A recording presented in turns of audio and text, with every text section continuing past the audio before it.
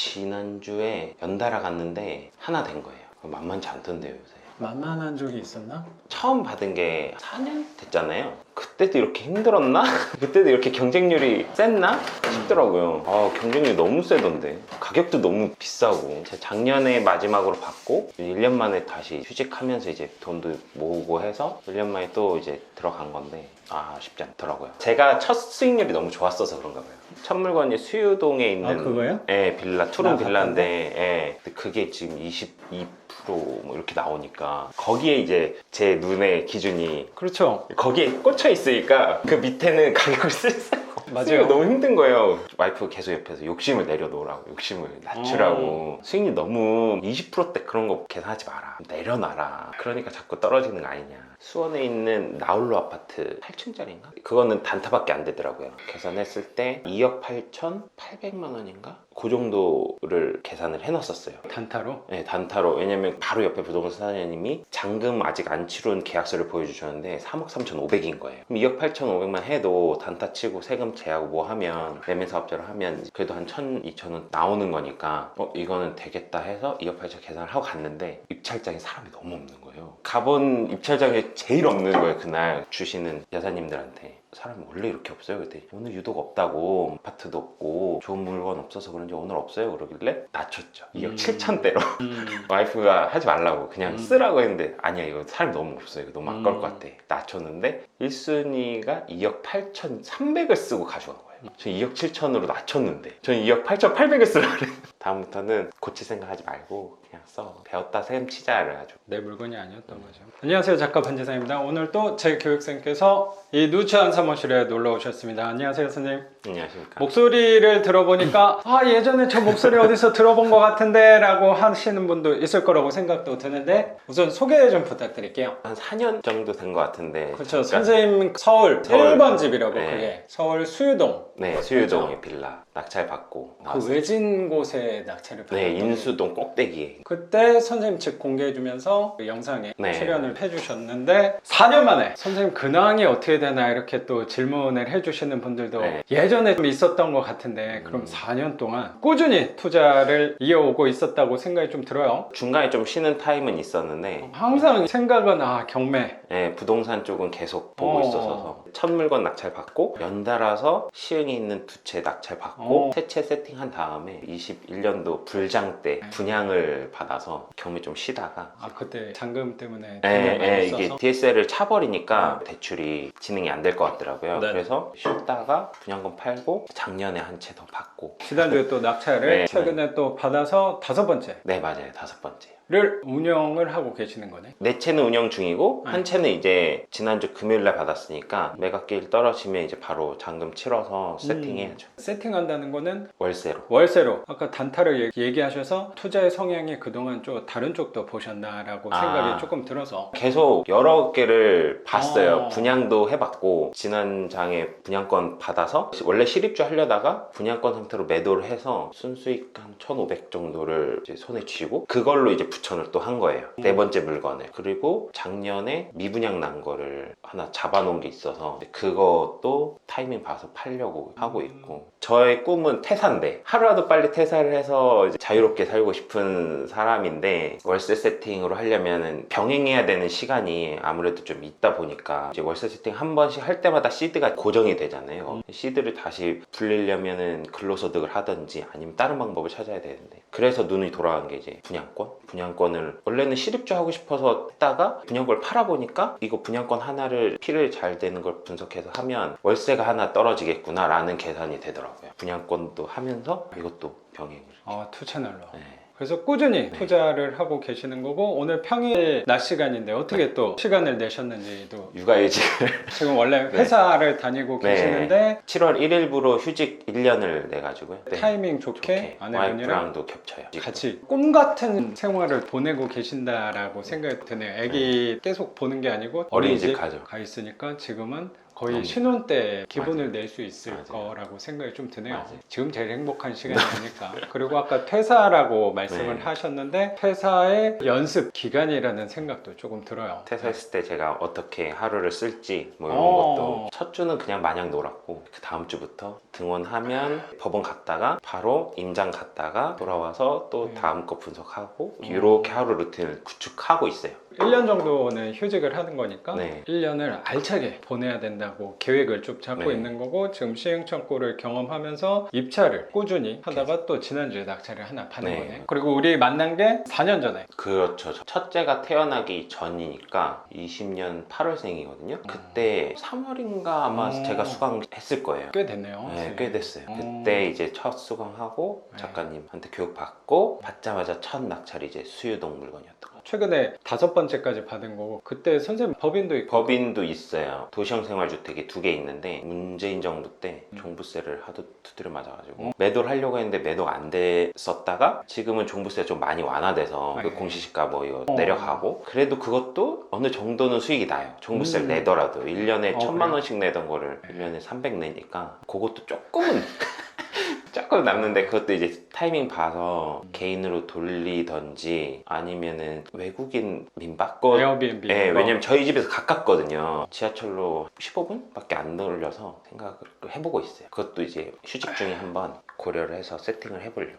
그것도 저도 집 내놓으면 문의가 되게 많이 오더라고. 아, 그리고 에어비앤비요? 네, 월세를 더 잘 받을 수 있으니까 그것도 그런 하더라고요. 수요도 괜찮다는 생각도 드는 것 같아요. 저는 직접적으로 내가 에어비앤비를 한다기보다 집을 내놓으면 에어비앤비 한다고 연락이 오더라고요. 요새. 할 건데 임대를 할 수 있냐. 그럼 나는 한 5만 원, 10만 원 더 배짱 부려서 올렸는데 거기서 사업을 하는 거니까 수익이 조금 나는 더. 거죠. 그러면 또 우리 생각에는 그럼 내가 받는 월세보다 이 사람은 더 갖고 가니까 할 거잖아요. 그거보다 이상은 버는구나라는 생각도 또 드는 것 같아요. 네, 맞아요. 그럼 또 내가 좀 해볼까라는 욕심도 들었던 게 있었던 것 같은데. 엑시트가 안 돼서 사실은 그 물건을 엑시트를 하고 싶은데 엑시트를 몇 년 동안 노력을 했어요. 그때 경매 배우고 이게 훨씬 낫다라는 결론을 내고 그럼 이거를 개인으로 돌리던 아니면은 엑시트를 해야 되는데 개인으로 돌리면 대출이 이제 확 줄어버리니까 안 될 것 같고 이걸 엑시트를 해야 되는데 엑시트를 한번 문의가 왔는데 제가 그걸 1억 7천에 샀는데 1억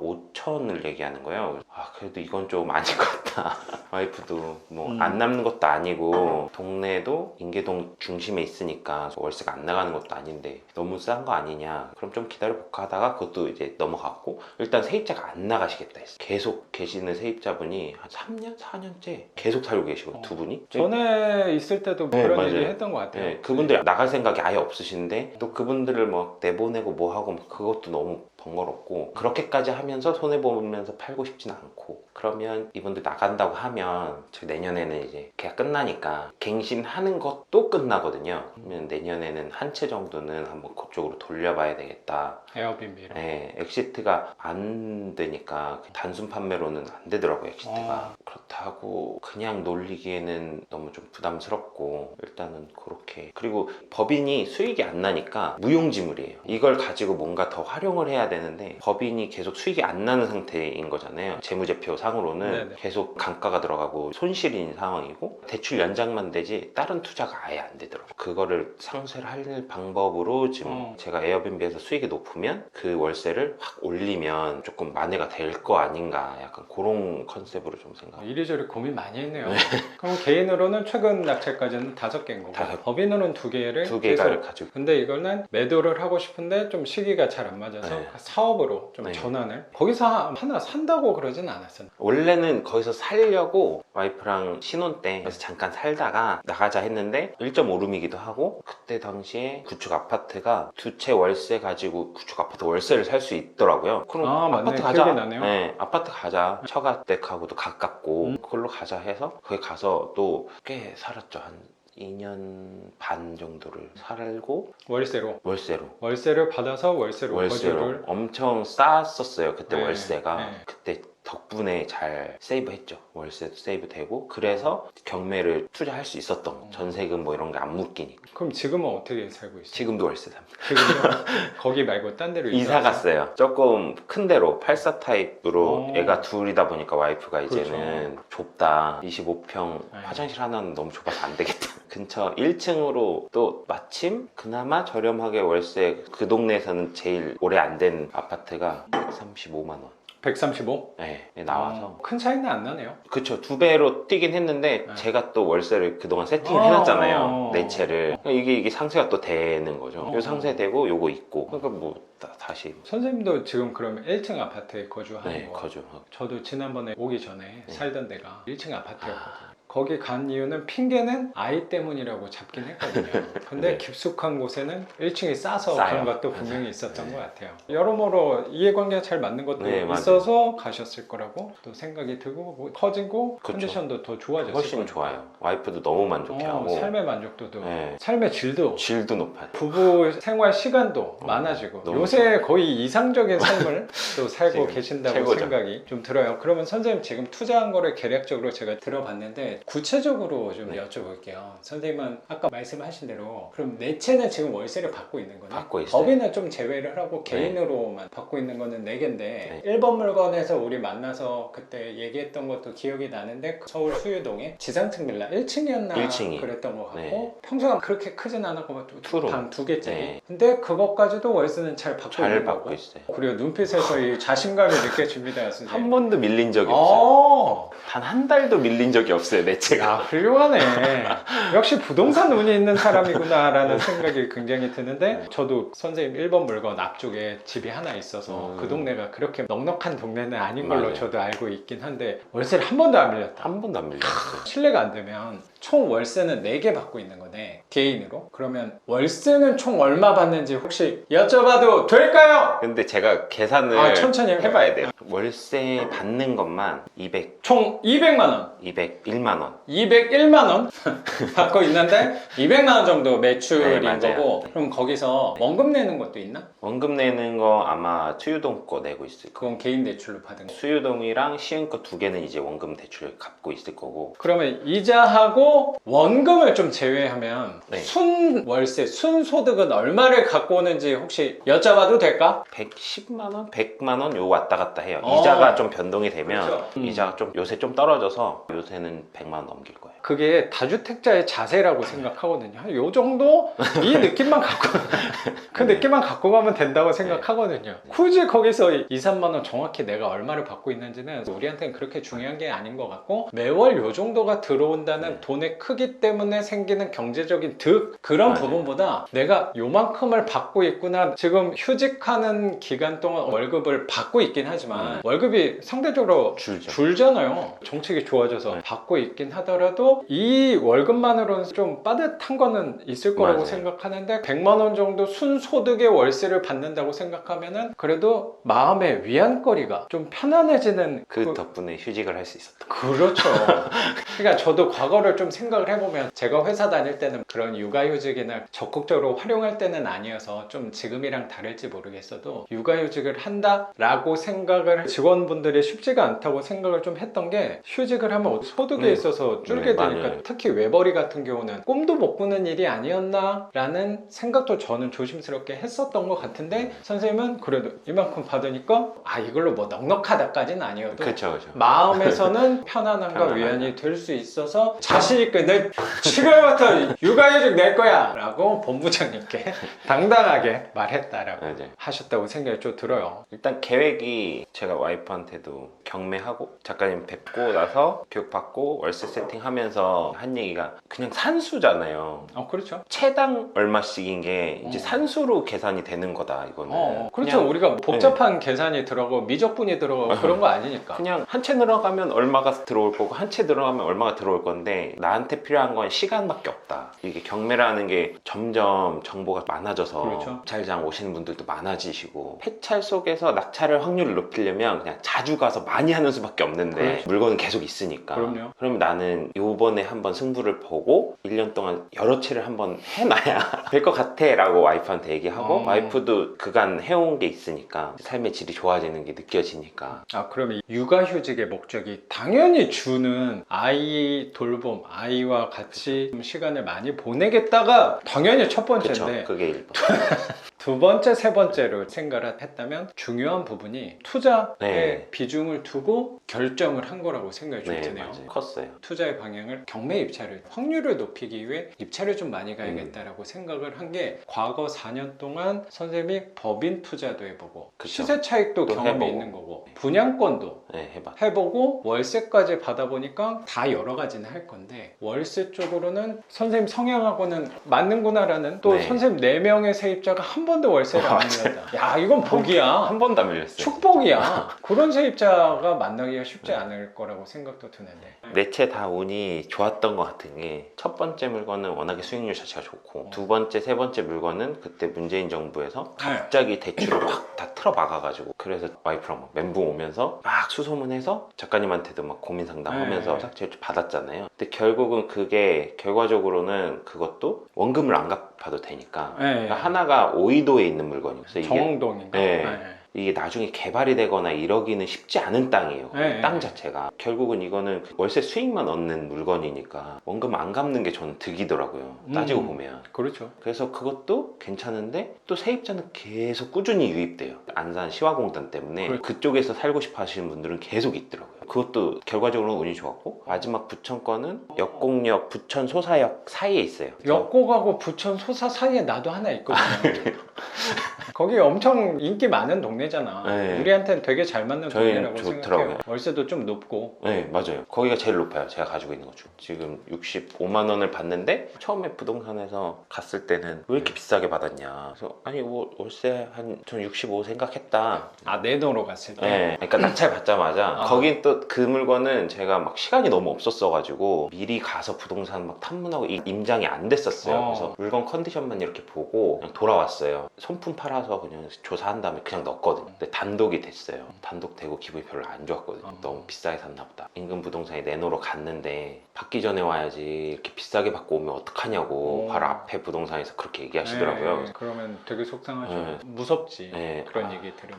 뭐 월세 놓을 거니까 월세 얼마 받을 수 있어요? 그랬더니 60도 어렵다 약간 이런 식으로 얘기하시더라고요. 60도 어려우면 수익률이 10%도 안 되는 수익률인데 이건 너무한데? 하고선 일단 수리를 싹 하고 도배장판 하고 화장실도 좀 손보고 그리고 거기가 좀 어두워서 이제 좀 다운라이트 좀 싼 거 사서 좀 더 환하게 밝게 어차피 공사할 때 한 번에 하고 했더니 65에 나왔어요. 1000에 65 안 된다고 하셨는데 바로 그러니까. 일주일 만에 내놓고 그러니까 그런 경험들이 저도 누적이 되다 보니까 부동산 소장님들의 말을 내가 무시한다기보다 그래도 내가 그분들 얘기만 고지곧대로 신뢰할 건 아니구나라는 경험들이 저도 맞아요. 계속 쌓이는 것 같다는 생각이 좀 드는 것 같아. 그거는 선생님이 갖고 있는 것 중에 제일 비싼. 월세는 많이 받는데 투자금이 조금 더 들어가서 수익률은 그래도 한 15% 정도 될 거예요. 근데 워낙에 남는 게 많아서. 그럼 수익금이 괜찮다. 네. 짭짤하다라고 짭짤하죠. 생각이 예. 들고 그래도 그 덕분에 육아휴직하는 데는 분명히 보탬이 보탬이 되는 됐죠. 물건이라고 생각이 좀 드는데 혹시 이것도 환산이 될지 모르겠는데 그러면 4채 정도 할 때 이게 하는데 투자금은 얼마 정도 들었는지 계략적으로 알 수 있을까? 제가 적어놨거든요. 4채?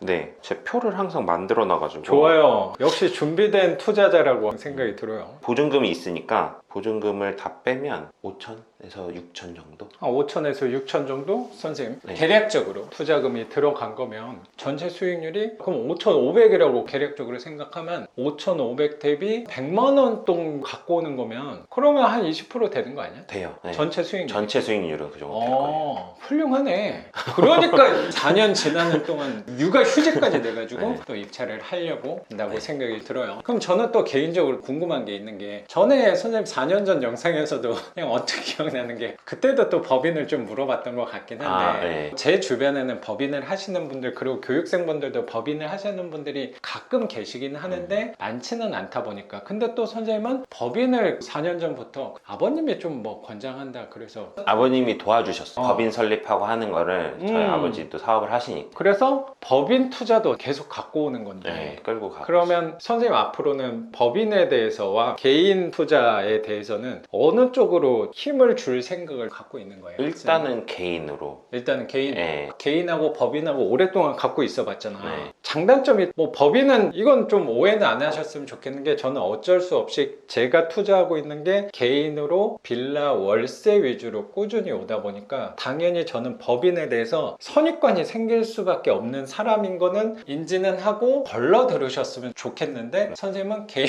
그래서 그쪽으로 내가 유도해서 질문을 할 수도 있으니까 개인하고 법인을 오랫동안 갖고 오다 보니까 장단점이 느껴졌을 거라고 생각하거든요. 네. 3, 4년 뒤는 또 모르겠지만 당분간은 개인으로 방향을 잡았다고 생각이 좀 들어요. 일단 취등록세 때문에 주택을 할 거면 법인은 안 돼요. 여러 개를 하게 돼서 상가도 하고 토지도 하고 예를 들어서 뭐 공장이나 이런 것도 요새 막 네네. 경매 많이 한다 하잖아요. 그런 쪽으로 가면 이제 법인이 힘이 있을 텐데 주택은 안 되겠더라고요. 안 되겠다라고 하는 게 공시가격 1억 초과에 대해서 무조건 중과세 12% 받는 거 그거 말씀하시는 거죠? 12% 그리고 지난 폭등장 이렇게 겪으면서 정확히 얘기하면 문재인 정부를 거치면서 제가 문 대통령을 뽑았거든요. 총선 때도 대통령한테 힘 실어줘야 된다고 저 다 민주당 뽑았거든요. 근데 제가 딱 느낀 게 법이 이거 뭐 어쩔 수 없이 부동산 하는 맞아요. 사람들은 어쩔 수가 없어요. 맞아요, 와이프도 막 웃어요. 제가 이런 얘기하면. 그때 임대 사업자를 묶어놨었거든요. 그 두 채를 법인으로 하고. 왜냐면 법인도 임대 사업자를 하면 세금 혜택도 주고 그렇죠. 뭐 다 한다 그렇죠. 그래서 뭐 종부세 합산 배제도 네, 해주고. 배제도 내주고 한다고 해서 했어요. 근데 이게 나중에 든 생각은 가두리 양식장이었고 먹잇감 모으려고 미끼 그렇죠. 던져놓고 다 모이니까 법인은 어차피 저거 투표에도 도움 안 되니까 그냥 세금을 막 진짜 1억 7천짜리 도시형 생활주택으로 2년 동안 2천 종부세를 때려 맞으니까 그거는 약간은 안 좋은 시각으로 바라보게 바라볼 될 수는 수밖에 없는 없어요. 것 같아요. 네. 선생님은 법인으로 임대사업자를 하다 보니까 불편했다고 얘기를 하셨는데 특히 지난 정부에서 다주택자 그리고 법인 투자자를 투기꾼으로 몰아세우면서 적폐 세력이다라고 몰아세우는 게 분명히 있었는데 뭐 그게 잘했다 잘못했다를 떠나서 실제 당사자들은 나한테 너무 그렇죠. 그 1억 7천짜리 일반 빌라가 무슨 적폐라는 생각 저 월세 70만 원 받아요. 그거 70만 원 받고 이자 떼고 나면 30만 원 남거든요. 그러니까 나는 열심히 사는 사람인 건데 그런 시선을 받다 보니까 불편한 상황이 생겼던 것 같고 그때 저도 조금은 불만스러웠던 생각이 뭐였냐면 임대사업자는 들어올 때는 엄청 환영해주면서 친절하게 봤더니 그러면 세율을 막 깎아먹거나 정책을 바꾸면 나갈 수 있게 해줘야 될 거 아니야. 나가지도 바꾸면 못해요. 그러니까 선생님 표현대로 가두리 양식 약간 가두리 양식 가둬놓는다는 묶어놓는다는 생각도 되게 들었던 것 같아요. 이건 개인 투자자 입장에서도 그런 부분이 분명히 저도 있었던 것 같고요. 이게 더 법인으로 주택은 안 되겠다라고 생각한 게 지나고 보니까 법인은 정치인들한테 아무 도움이 안 돼요. 득표에도 도움이 안 되고 투표에도 도움이 안 되고 다 풀어줘도 법인은 제일 나중에 푸는 거예요. 지금 법인만 최악의 상황에서 아직도 안 내려오고 있어요. 그러네요, 생각해보니까. 아무 도움이 안 되니까. 그래서 이게 법인은 너무 드러나잖아요. 이게 임대사업자를 왜 등록했나라고 이제 나쁜 시각으로 보기 시작하니까 저도 그 생각이 든 게 음지에 있는 임대하는 분들을 자기들 눈에 표로 보기 위해서 끌어냈다고 저 이게 보여지더라고요. 끌어냈어. 아 얘네한테 어떻게 하면 세금을 받아내겠다. 나도 좀 구체적으로 생각해본 게 그 세금 중에서도 소득세에 관련된 부분이 아니었을까. 현황 파악이 정부에서도 조금 안 되니까. 그런 거구나. 얘네 보고 싶었던 거야. 아 그러네. 근데 생각해보니까 법인은 원래 애초에 투명하네. 투명해요. 애초에 어차피 드러나 있으니까 법인은 굳이 신경 안 써도 되는 거예요. 그리고 철퇴를 가할 때는 자기들 마음대로 철퇴를 가해도 법인을 운영하는 사람이 실제 투표장에 몇 명이나 오겠냐라는 이해득실 따지면 법인은 뭐 굳이 신경 안 써도 되네. 약간 이런 저라도 그런 마음이 들 것 같아요. 맞아요. 네, 그러면 아 법인으로 주택은 안 되겠다. 그러면은 결국은 법인으로 할 수 있는 건 이제 사업체 운영 형태로 가든지 규모가 너무 커졌어. 네, 그게 아니면 주택이 아닌 거 상가, 공장. 근데 그런 건 내가 시드가 안 되고 지금 시드가 안 되니까 일단은 유지는 하고 이제 연체 이런 거 없으니까 지금은 감가가 많이 되고 있는 상황이니까 신용등급이 안 좋은데 이거를 정리를 하면은 신용등급이 다시 올라갈 테니 그때는 오래 유지하면서 신용등급이 좋은 게 또 다른 사업을 하기에도 좋으니까 일단은 끌고 가는 거. 그래서 에어비앤비도 생각하는 거. 그래서 그걸로 월세를 받는 거는 좀 불편하다. 그리고 오래 갖고 갔는데 때 취득하는데도 마찬가지지만 세금, 재산세 차이점은 없을 것 같고 종부세에 있어서도 좀 불편한 상황이 생기니까 차라리 얘를 내가 사업 용도로, 그래도 장점을 따지자고 하자면 매매했을 때 세금은 좀 유리하겠죠. 양도세에서는 유리한데 선생님이 아까 언급한 게 매매 사업자로 한다 그러면 뭐 상관없죠. 큰 차이가 또 없어요. 생기나라는 생각이 또 드니까 이거 법인을 계속 해야 되나라는 생각도 들 수도 있겠다는 생각도 들어요. 법인은 진짜 지금 몇 년 지나서 든 생각은 법인은 그냥 사업이에요. 재테크나 투자로 법인을 해야지 라고 하면 불편한 게 너무 많아요. 개인으로 하는 게 속편하고. 아, 선생님 생각에는 네. 부동산 법인으로 하는 거에서의 불편함이 생기니까 차라리 얘 사업을 하는 거에서는 뭐 유리한 면은 분명히 있을 그쵸. 것 같다라는 네. 생각인 거네요. 그래서 선생님은 당분간 개인적으로 개인적으로. 하려고 생각하는 거고, 그나마 선생님은 장부 쓰는 거를 아버님하고 묻어가면서 한다고 해서 네. 비용을 좀 낮춘 거니까. 월 기장료 같은 것도 아예 안 나가니까 연말에 재무제표 할 때 그 소득 신고하고 할 때만 30만 원 부모님 하시는 데다 맡겨가지고 같이 하거든요. 1년에 특별한 지출은 그거밖에 없는 거예요. 다른 법인들보다는 좀 가볍다는 그쵸. 생각이 월 드네요. 기장료 그래도 뭐 몇만 원씩 매달 나가는 그런 게 없으니까. 근데 부모님이 또 매도를 하셨거든요. 운영하시던 농장이랑 이거를 매도하셔가지고 한 유지할 수 있는 기간이 한 2년밖에 없어요. 그럼 또 길게 봤을 땐 또 불편한 거네. 네, 그래서 제가 올해 개인 투자도 승부를 봐야 되는 거고 법인도 뭔가 방법을 찾아내야 내가 법인을 진짜 운영을 할지, 안 그러면 진짜 이거 폐업 신고를 하고 이거 싹 다 정리를 할지를 결론을 내야 되는 시점이 온 거죠. 그래서 이래저래 딱 맞게 육아휴직도. 그러네요. 선생님 삶에선 되게 중요한 포인트가 되는 시점이라는 생각이 좀 들어요. 그러면 앞으로의 투자금은 확보를 해놨나 봐요, 그래도? 얼마 전에 와이프랑 계산을 해봤는데 주식 뭐 이런 거 다 포함해서 바로 현금 유동할 수 있는 거는 5천. 성과가 꽤 괜찮았나 봐요. 주식 투자 이런 것도. 와이프가 차곡차곡 모아놓은 돈만 한 3천이 됐고, 저희가 결혼할 때 부모님이 도시형생활주택 투자했던 두 채 포함해서 한 1억 정도를 도와주셨어요. 결혼 후에 첫째 태어나기 전에 장인어른께서 1억 정도를 증여를 해주셨어요. 주식으로. 선생님이 투자한 건 아니었다. 네, 네. 제가 주식 투자는 잘 못해가지고 그걸 발판으로 이제 또 투자를 막 한 거죠. 그걸 해주셔서 내 채를 순탄하게 할 수 있었던 거고, 그 주식이 아직 남아있고 다 판 게 아니라서 와이프가 올랐을 때 차익이 생겼을 때 그 차익분만 조금씩 뽑아가지고 도와주고 투자하고 했었거든요. 결혼 잘했네요. 잘했죠. 첫째 낳고 지금까지 와이프가 휴직 중이거든요. 네. 4년을. 4년 동안 외벌이였던 거예요. 외벌인데 어쨌든 돈을 모았고 양가 부모님이 도와주신 덕분에 그게 발판이 돼서 월세 세팅을 하는 길로 이게 갈 수 있었던 거지. 사회 초년생이 결혼 막 해가지고 월세 세팅으로 전환하는 거는 유혹이 되게 많긴 할 것 같긴 해요. 다른 유혹이. 왜냐면 이게 시간이 걸리는 일이잖아요. 그리고 한 번씩 투자할 때마다 내 시드가 몇백에서 1000 이상은 그럼요. 묶이는 거니까 그렇죠. 내가 그걸 아끼고 모아서 세팅하고, 다른 도움 없는 사람들은 몇 달 그렇죠. 모아서 또 그걸 해야 되고, 그 사이에 많은 유혹들이 있잖아요. 주식은 바로 시세 소액으로 차익, 해줘야 될 수 시세 차익도 있지, 아파트 뭐 투자도 있고, 그렇지. 분양권 투자도 있고. 어, 전 지원이 있었음에도 그래도 저도 눈이 돌아갔는데 이렇게. 네. 가만히 있으면 또 네. 뒤처진다. 네. 아, 나만 너무 가만히 있는 거 아닌가. 초조함과 불안감도 생기니까. 벼락거지 얘기도 들리고. 그래서 땡겨놓은 투자금으로 1년 동안은 시간이 전보다는 많아졌으니까 목표와 계획 같은 게 좀 있어요. 지금 계획은 한 채 됐잖아요. 최소 올해 안에 한 2채 정도 더 하면 제가 그림 투자도 해놓은 게 있어서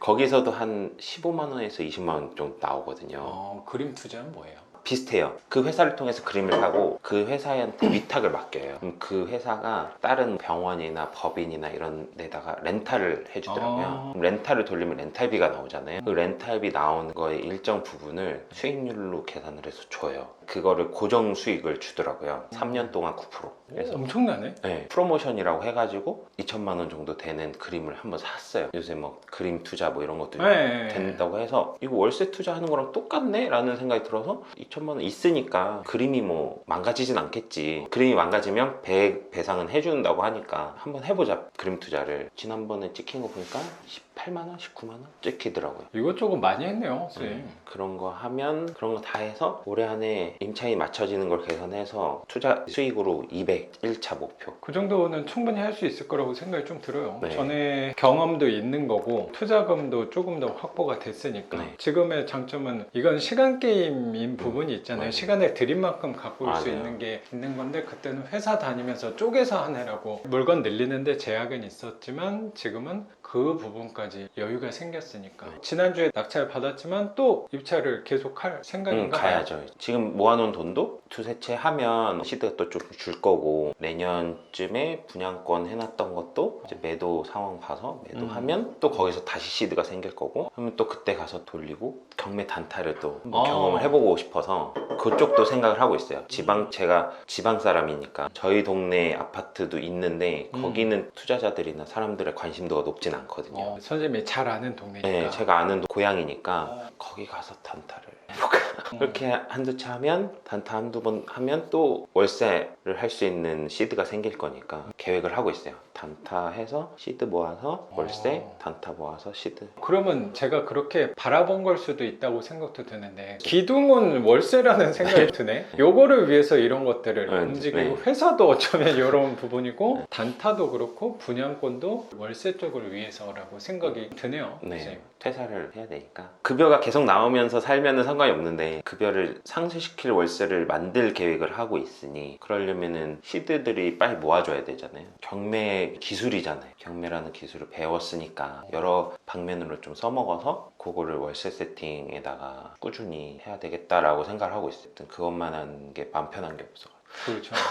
그러니까 약간 선생님도 경험은 있지만 팔아봤을 때는 한 덩이의 돈이 돌아오는 거에 즐거움과 짜릿함도 분명히 있다고 생각이 드는데 이걸 갖고 내가 또 해야 된다는 회사랑 비슷한 일 같은 개념으로 다가오는 경우가 저도 많았던 것 같아서 월세 투자의 장점이라고 생각하는 거는 쌓는다는 개념이 저는 가장 마음에 들지 않나. 그리고 저같이 게으른 사람한테는 잘 맞지 않나. 내가 한번 해놓으면은 계속 나중에 선생님 아까 오이도 얘기하셨는데 오이도는 개발 가능성이 사실 굉장히 낮지만 반대로 임대 수요에서는 엄청난 동네라고 생각을 저도 갖고 있거든요. 뭐 개발이 중요한 게 아니고 걔는 나한테 꾸준히 내가 눈 감는 날까지 월세를 준다고 하면 굳이 개발을 내가 탐을 내야 될까? 라는 거를 월세를 받아보니까 또 와닿는 부분이 아닐까? 그렇죠. 개발은 이왕이면 그렇지 그거야. 두 번째 세 번째야. 네. 이왕이면 월세 수익률 이 정도 나오는데 나중에 그래도 개발할 그렇죠. 수 있나? 개발이 갈 가능성이 있나? 라는 일말의 희망 같은 맞아요, 거는 맞아요. 이왕이면 덤이죠. 그래서 더 재밌는 거라고 생각하거든요. 그리고 이렇게 갖고 가다 보면 조금씩 달라지는 모습들이 나는 그 동네를 바라보면 좀 보인다는 생각도 드는 것 같아요. 그렇게 하다 보니까 저 같은 경우도 뭐 개발 잡혀있는 데가 10개 이상이 됐어요. 아파트로 재개발 예정이고 뭐 언제 될지 모르겠지만 근데 그것도 계속 갖고 갈 수 있는 힘은 결국에 월세라고 생각은 저는 갖고 있어요. 그러니까 갖고 갈 수 있는 힘이라는 거는 어떤 부분이라고 생각하냐면 제가 혹시라도 그거를 전세로 갖고 있거나 아니면 그냥 보유를 하고 있는 물건이라고 하면 지금 재개발 예정된 것들이 공사비 지금 올랐다고 하면서 지지부진하고 제 것도 제일 빠른 데가 성남 쪽에 하나 있는 데가 제일 진도가 빠른 데인데 거기도 뭐 계속 싸우고 있단 말이에요. 조합원들끼리. 근데 그게 뭐 언제 되겠나라고 생각은 할 수 있는데 제가 만약에 그거를 보유만 하고 있었다 그러면 자꾸 관심 가지면서 계속 조합 사무실에 들락날락 하면서 이거 언제 되는 거냐 이거 지금 팔면 얼마냐 이거 진짜 될 수 있는 거냐라고 계속 관심 가지면서 물어볼 것 같다고 생각이 좀 드는데 지금 개발이 진행된다고 하더라도 다 월세를 받고 있으니까 그거를 기다리는데 힘이 조금 더 생긴다는 생각도 드는 것 같아요. 그래서 말씀하신 대로 개발은 된다면 좋은 거고 뭐 안 되면 뭐 어쩔 수 없고 요 마음 자세가 저는 가장 이 월세 투자의 장점이 아닌가라고 생각도 드는 것 같아요. 그래서 한번 세팅이 되면 약간 신경을 많이 안 써도 되잖아요. 그냥 그렇죠. 세입자 나간다고 할 때, 고장났다고 할 때, 그때 정도만 이제 손봐주면 되고 아까 말씀드렸다시피 저는 월세 밀린 적이 한 번도 없어가지고 월세 밀리는 거에 대한 스트레스도 아직 없었거든요. 근데 만약에 제가 그때 대출이 막혀서 오이도에 있는 거랑 대하동에 있는 건데 그 두 채를 전세로 만약에 돌렸다. 그때 부동산에서 전세로 하자고 여러 군데서 문의가 왔거든요. 전세로 하시라고. 그러면 투자금을 회수할 수 있었어요. 대하동 같은 경우는. 풀페이. 네. 근데 그때 무서워서 안 했거든요. 이거 역전세 맞으면 나 감당 못 하는데 라는 생각이 들어서 난 싫다고 공실돼도 좋으니까 일단 월세로 세팅해 달라 라고 해서 버텼어요. 그거 만약에 그때 전세 세팅했으면 저 이번에 역전세 맞았을 거예요. 그러니까 그때 전세 가격 이제 막 올라가기 시작할 시작할 네. 때쯤이 아니었나 맞아요. 생각이 좀 들어요. 이번에 빌라 다 126%로 줄이면서 그것도 아마 공시가 워낙에 낮으니까 무조건 역전세거든요. 그랬으면 저 힘들었겠죠. 네, 그때 월세 안 그럼 냈어요. 오늘 얼굴을 못 봤을 수도 있죠. 그리고 지난주에 낙찰받았던 물건도 내게 아니었을 수도 있을 그렇죠. 거라고 생각도 들고요. 뭐 월세 투자가 이상적이다라고 얘기한다기보다 저도 어떻게 보면 지금 38채를 갖고 오고 저도 지난달에 낙찰을 받고 꾸준히 갈 수 있었던 거는 그 시기와 상관없이 이 월세 가격 변동률은 상대적으로 덜 하기 때문에 영원히 안 떨어질 거야, 무조건 우상향이야, 이거에 대한 내가 100% 자신감이라기보다 전세나 매매 가격에 비해서는 상대적으로 편차가 덜 하다 보니까 안정성에 있어서는 충분히 장점이 될 수 있구나라고 생각이 들고, 저도 선생님 말씀이 되게 공감이 되는데, 저는 아쉽게도 월세 밀리는 세입자는 되게 많긴 한데 보증금이 있다 보니까 한두 달 그쵸. 밀린 거에 대해서는 어느 정도 대처할 수 있다고 생각하거든요. 그리고 한 번 세입자가 들어오면 집 수리를 해달라 민원이 들어왔을 때 뭐 내가 달려가서 수리를 직접 페인트 칠을 한다거나 도배를 한다거나 누수로 실리콘을 쏜다거나 하는 일은 없는 거고, 사람만 연결해서 불러드리면 되는 거니까 그것도 몇 번 해놓으면은 또 거기서 연락 올 가능성이 또 줄어들다 보니까 다른 일에 신경 쓸 수 있는 시간이 확보가 좀 되는 것 같아. 저도 한 채 한 채 이렇게 늘리다가 지금 38채가 된 거라고 생각은 드는 것 같아요. 이거는 선생님이 직접 경험해보고 느껴보는 부분이라고 생각하는데, 선생님 5채 갖고 있는 거랑 내가 38개 갖고 있는 거랑 에너지를 쓰는 거에 있어서는 당연히 제가 더 개수가 단순히 많다 보니까 신경 쓰는 게 있겠지만 5개에서 40개 정도라고 8배 차이의 에너지를 써야 된다? 그건 조금 다르다고 생각해요. 그럴 것 같아요. 그렇다고 저는 생각을 좀 그럴 하거든요. 것 같아요. 그렇지 않았다면 내가 물건을 최근까지 낙찰을 받았을까? 라는 게 어쩌면 나는 괜찮아 라고 얘기를 하는 것보다 내가 직접 최근에 낙찰 받은 게 있다고 하는 거면 그게 내가 행동으로 간접적으로 보여주는 게 아닌가라는 생각도 되게 드는 것 같아요. 그래서 저는 다행스럽게도 선생님 아까 말씀하신 거에서 다시 말씀드리지만 월세 쪽에 치우친 사람이다 보니까 월세 투자하는 사람들을 좋아할 수밖에 없잖아요. 나랑 비슷하게 가는 사람들을 당연히 좋아하는 거잖아. 아까 분양권과 단기 매도를 얘기했을 때 선생님이 다른 쪽으로 가려고 하나? 라는 생각도 했는데 그게 결국에 월세 투자를 하기로 한다 그러면 그래도 마음이, 제 입장에서 제가 그 기준이 될 자격은 아니지만 그래도 제가 조금 먼저 해본 입장에서는 그래도 안정적으로는 갈 수 있겠구나라는 생각이 전 좀 드는 것 같아요, 선생님. 월세를 늘리려면 그렇죠. CD가 필요하니까 제가 사실 작가님한테 교육받고 그 뒤로 되게 여러 개를 교육을 받았거든요. 교육비에 좀 많이 돈을 썼는데 그랬구나. 지분 투자도 해보고 지금 최근에는 공매 투자도 듣고 있고, 제가 간이 크진 않아가지고 무작정 도전? 이런 거 잘 안 해요. 못 해요, 그런 거를. 법인 그것도 할 때도 그러니까 그게 좀 안 어울리는 거야. 한 달을 그랬구나. 시세조사하고 한 달 동안 분양 사무실 하는 분들 말이 맞는지 막 자료 뒤져가면서 막 찾아보고 인구수 찾아보고 막 거기 그랬구나. 입자리 찾아보고 거기 유동인구 찾아보고 다 찾아봤어요. 다 찾아보고 그래 이거는 월세가 나올 수 있는 집이겠다. 그러면은 이자가 이만큼 된다 하니까 뭐 미래까지는 알 수 없는 거고 현재로서는 분양 사무실 팀 얘기가 맞네. 그러면은 그렇게 되겠네 라는 판단이 들 때까지 한 달이 걸렸거든요. 한 달 동안 고민하고 최근에 공매 듣는 것도 경매를 해봤으니까 공매 할 수 있잖아요. 그래서 나도 지금 공매 근데 수업까지 공매를 굳이 뭐하러 듣냐. 안 해봤어. 안 해봐가지고 원비드 아이디도 있고 네. 다 있어요. 네. 근데 클릭을 안 해봤잖아요. 그리고 뭐 경매를 했지만 권리 분석 이런 거를 내가 100% 자신 있게 완벽히 알아서 하는 거야 라는 단계는 아니거든요. 4채 5채 했지만 아직까지 사실 빨간 줄 있는 건 해본 적 없고 그냥 다 빨간 줄 아닌 거, 그냥 부동산만 보고 들어간 거지 빨간 줄 있으면 패스했거든요. 위반 건축물도 아직 낙찰 한 번도 안 받아봤고, 대항력이 있어서 이거를 인수되는 조건인지 아닌지를 막 분석하면서 이건 들어가 봐야지 해서 낙찰 받아본 경험도 없고 아직 없는 거예요. 근데 그거를 선뜻 입찰하기가 무서워요. 네, 무서워서 공매는 더군다나 경매지에서 올려준 것도 없잖아요. 불편하죠. 네, 와이프한테도 나도 아는데 이거 할 줄 알아. 나도 할 수 있어. 내가 한다면 할 수 있는 거 아는데 조금만의 리스크가 나는 무섭다. 조금만 리스크를 줄이려면 어쨌든 교육을 들으면 내가 마음이 좀 편해질 것 같은 거예요. 이 교육을 들으면. 그럼 교육을 듣고 대신 그건 있어요. 내가 교육을 들으면 그거에 대해서는 무조건 한 번은 실행해본다. 그러면 어느 정도 내가 마음의 위안을 얻으니까 그동안은 계속 그렇게 해왔거든요. 그래서 이번에 공매를 하면서 공매 한번 받아보고 공매로도 받았어요. 받으려고요. 지금 보고 있어요. 계속 보고 공매. 있구나. 네. 공매도 많아요. 많더라고요, 생각보다. 그리고 수의계약 물건도 되게 많아요. 그러니까 꼭 자산관리공사 거, 캠코 거 말고 그 신탁 물건도 엄청 많더만. 그렇다고 하더라고요. 네. 교육을 받고 하나는 한번 해보자. 마침 다음 달에 수원에 물건 빌라가 하나 있더라고요. 공매 하는 게 금액도 싸고.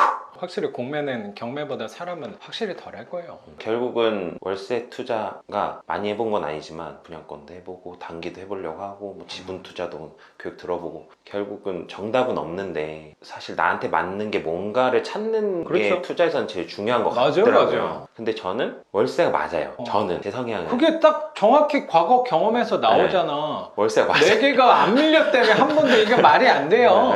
한두 달씩은 밀려야 돼. 네. 이게 당연한 거야. 성향이 월세가 맞는 것 같아요. 월세를 하려면 시간과 시드의 싸움이라 시드의 싸움이라고 얘기하는 거는 제 나름대로는 이상적이라고 하는 거는 뭐 1억짜리 물건이면 8천은 대출로. 은행 돈을 쓰는 거고 네. 나머지 10%는 세입자 돈을 쓰는 쓰는 거고 거고. 나머지 10%는 꼭 내 돈을 써야 된다고 저는 생각을 갖고 있는 사람이다 보니까 내 물건을 사는데 내 돈 없이 세입자랑 은행 돈을 다 써서 한다는 거는 욕심이라고 저는 생각하거든요. 그리고 최근에 전셋값이 떨어지면서 불편하셨던 분들은 어쩌면 너무 다 남의 돈으로만 하려고 하다 보니까 불편한 상황이 왔던 건 아닌가도 생각을 하게 된 것 같아. 그거는 욕심이 아닌가라는 생각까지도 하는데 풀핏 투자 뭐 이런 거. 그렇죠. 근데 그 투자의 소신을 잘 지키면서 왔다는 생각이 되게 들고 그러다 보니까 우리의 좀 불리한 점이라고 생각하는 게 내 돈이 계속 조금씩이라도 들어가니까 네, 투자금이 자꾸 줄어드는 거. 네. 그러니까 이게 결국 애도 태어났고 애도 둘이고 와이프는 휴직 중이고 근로소득으로 벌면서 할 수 있는 건 한계가 있으니까 오히려 이제 당분간은 들어가는 돈도 많고 돈이 더 많아질 네. 거니까 쓰는 돈이. 네, 그러니까 그러면은 목돈을 한 번씩 시드를 채워넣을 수 있는 뭔가는 하나 해봐야 된다라는 생각으로 이걸 하는 거지.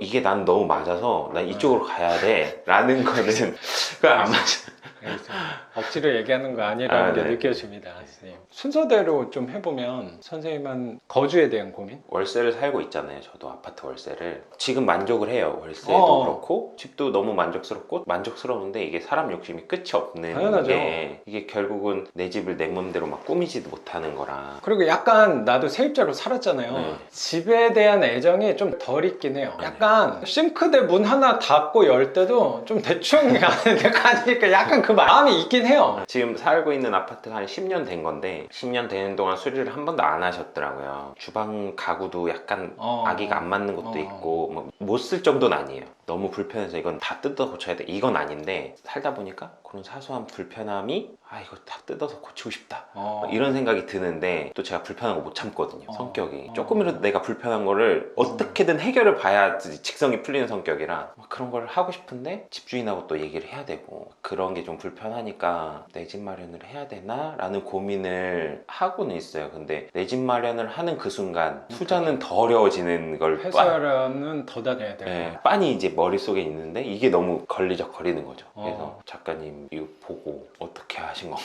궁금했고 저 같은 경우는 여기 사무실하고 집을 이렇게 만들 계획을 했던 거는 저도 말씀드렸지만 저도 월세를 살고 있다가 그 집주인이 오래 살라고 했거든요. 근데 갑자기 나가라 그랬어요. 만기 1년 전에 뭐 전화 와가지고 자기 들어온다고 한 4년 계약할까 이랬던 사람인데 1년 살았더니 자기 바로 들어온다고 내년에 나가달라고 얘기를 하는 거야. 그랬더니 내 상황에서는 위기 상황이었다고 생각한 게 뭐였냐면 선생님 지금 아기가 큰애가 그럼 한 5살? 네, 5살. 5살이고 둘째가 이제 2살인 거니까 저도 뭐 아이는 한 명이긴 한데 아이 더 크면은 저는 그런 생각이 별로 없었는데 아이 위주로 가게 되더라고요. 그럼 나중에 학교 들어갈 때 뭐 지금 어린이집이랑 유치원이랑은 그것도 뭐 연관성은 있을 것 같긴 한데 학교 들어갈 때쯤에 이 친구한테 미안해야 되더라고요. 괜히 나 때문에 이 못난 아빠 때문에 내 욕심 때문에 혹시라도 괜히 전학 가게 하고면 미안할 것 같더라고요. 근데 결국에 알고 보니까 그 집주인이 월세 올리려고 그 5%밖에 못 올리는데 갱신하면은 5%밖에 못 올리는데 최근에 월세 많이 올라가니까 자기가 들어온다고 뻥치고 근데 뭐 거기서 내가 100배상 막 청구하고 그러면 저는 항상 운과 복에 대해서 생각을 많이 하는 사람이니까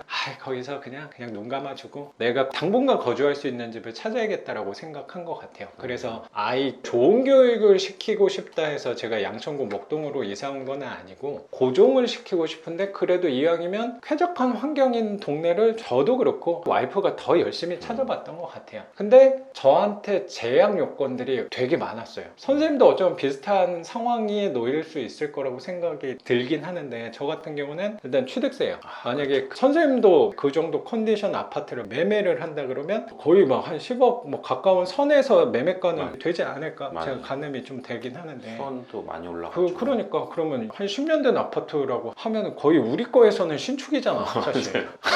그런 거에서 막 10억 막 이렇게 만약 한다라고, 전에 월세로 살던 아파트를 만약에 산다 하면 진짜 싼 거 1층 찾아도 막 10억이 쉽지 않았을 거라고 생각도 드는데, 서울은 더. 그걸 산다고 했더니 취득세를 뭐 1억 2천 3천 막 내야 되는 거 막, 그거 어떻게 내요? 만약에 내가 낼 수 있어도 이건 배가 아파서 나는 못 내겠는 거야. 이거는 공정한 사회인가라는 생각까지도 나는 조금 했던 것 같아요. 취득세도 나는 막혀. 그리고 만약에 주택을 취득하는 거잖아. 아파트를 내가 중간에 취득을 하면 난 종부세야. 아 맞아요. 종부세. 종부세 또 덩치 큰 게 만약에 나한테 들어와 봐요. 1,000만 원이 뭐야. 우습게 받겠지. 종부세도 속상해. 그리고 지금 상황은 좀 다르긴 한데, 그때 상황에서는 서울은 그때 대출 규제였으니까 그치, 또 그치. 대출도 받을 수가 없으니까, 그럼 저한테 할 수 있는 게 저는 오피스텔밖에 없었어요. 근데 오피스텔은 보면 서울에도 아파텔 같은 것들 네, 비싸잖아요. 그거 비싸죠. 그런 건 많이 없고, 그래서 고민을 하다가 이 오피스텔을 찾게 된 거예요. 요거 같은 경우는 선생님이 아까 물어보셨지만 1호랑 2호를 두 개를 합쳐서 집을 방 3개 해가지고 사무실에 이렇게 출입구랑 연결해서 화장실에 따로 이렇게 사무실처럼 만든 거였고, 그래도 저한테는 운이 그래도 좋았다고 생각하는 거는 호수가 붙어있는 걸 사야 되잖아요. 그렇죠. 그런 매물이 쉽게 나오진 않다 보니까 이런 류의 오피스텔이 꽤 있어요. 우리 동네 쪽에도 있고 강남 쪽에도 되게 많아요. 그리고 합정동 합정. 그쪽도 좀 있고요. 안양 쪽에는 내가 알아요. 그런 거는 당연히 아파트보다 훨씬 저렴한 거니까 저한테는 이해 조건들이, 그리고 딱 마침 이게 두 개 붙은 매물이 나와서 이 건물에서 내가 제일 비싸게 샀어요. 항상 저는 가격을 싸게 사는 방법은 뭐냐고 생각하냐면, 시간이 많은 사람이 싸게 살 수 있다고 생각하는데 나는 배짱을 부릴 여유가 없잖아요. 나는 제한 시간에 집을 빨리 결정해야 매매해서 되니까. 수리해가지고 내가 이사를 와야 되다 보니까 내가 거기서 배짱을 못 부릴 여유가 없죠. 붙어있는 매물 누가 채가기 전에 그때 제일 비싸게 산 게 아닌가라고 생각이 좀 들어요. 그리고 이 집은 근처에 초등학교도 바로 앞에 있고 뭐 이런 교육 환경들에서는 나쁘지 않은 동네로 1년 반 정도 살다 보니까 제 나름대로는 만족하면서 살고 있는데, 여기는 평생 살아야지라고 생각하고 온 건 아니에요.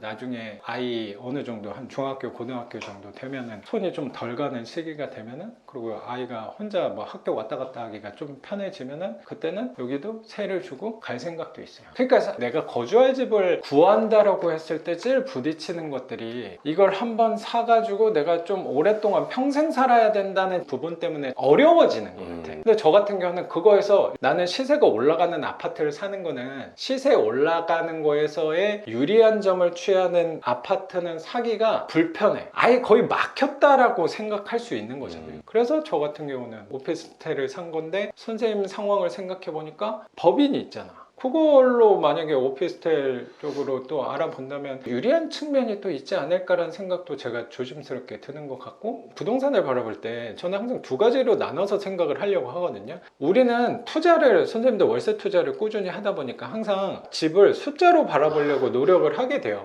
어쩔 수가 없어요. 그러면 내가 이 돈을 요 집에 깔고 있느니 요거 투자하면 매달 이게 얼마야가 자꾸 나와. 그래서 우리는 주거 하는 데 대해서 거기에서의 약간 부딪힘이 생기는 것 같아요. 특히 나는 괜찮은데 내 배우자랑의 부딪힘들이, 이게 분명히 선생님만 고민하는 건 아니라고 생각하거든요. 저도 분명히 그런 게 있었고, 교육생분들 만나면서도 어느 정도의 간극을 좁혀놔야 된다는 생각은 저는 좀 갖고 있는 것 같아요. 그래서 이성적인 측면, 논리적인 측면에서 숫자로 바라보는 것과 우리 감정적인 부분에 대해서도 항상 생각을 해야 되는 것 같아요. 특히 주거에 대해서는. 맞지. 그게 부딪혀요, 계속. 맞아요. 그래서 나는 내 집을 하나 마련하는 거는 하는 것도 좋다고 생각은 갖고 있어요. 그렇게 하다 보면 투자금에 대해서는 좀 불편한 상황이 생기니까, 선생님 어차피 월세를 살고 있으니까 그 월세를 나는 지금 똑같이 살아도 감정적인 부분은 결국에 내가 상황이 어려워졌을 때, 아니면 아이가 컸을 때, 뭐 교육, 지금은 상관없는데 추후에 이런 상황이 놓였을 때 때문에 걱정하는 거라고 생각이 좀 들거든요. 당연히 선생님도 아까 지금은 괜찮은데 추후에 추후에 대해서 맞아요. 미래에 대해서 좀 생각하는 부분이라고 생각이 좀 들어서 그런 부분을 지금 살기 위해 잡아놓는다기보다 그런 건 혹시라도 내가 하나 잡아서 월세 아니면 전세, 난 전세는 좋아하진 않지만 내가 하나 잡아놓는다는 개념으로 혹시라도 절로 이사 갈 수 있지 않을까, 집을 하나 잡아놓고 투자를 이어간다면 조금 더 저는 마음에 있어서는 나아질 수 있다고 생각은 좀 드는 것 같아요. 얘는 내가 지금 가지 않아도 약간 마음의 평화를 취할 수 있는 주거 공간이라는 거는 나는 중요하다고 생각하거든요. 특히 이제 사회생활 시작하거나 이제 신혼부부 이런 사람들이 아니고 선생님 애기가 또 둘이나 있는데 그거 나는 되게 중요하다고 생각하거든요. 2, 3년 후면 이제 첫째 초등학교 들어가니까 저는 상관 안 하는 주의거든요. 나도 그래요. 네, 전학 갈 수도 있고 남자애가 뭐